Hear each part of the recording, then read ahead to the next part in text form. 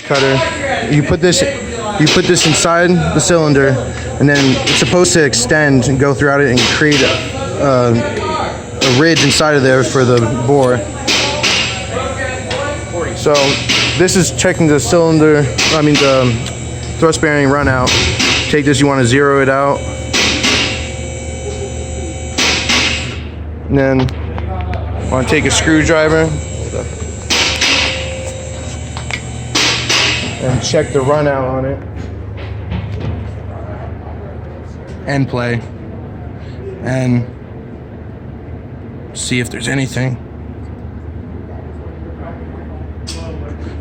Not really moving much going forward.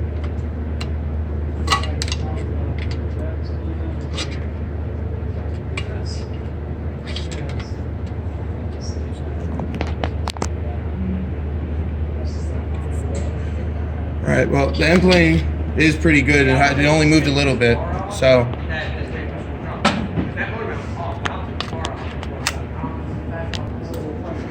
And this is some of the tools we use in engine repair and how to use them.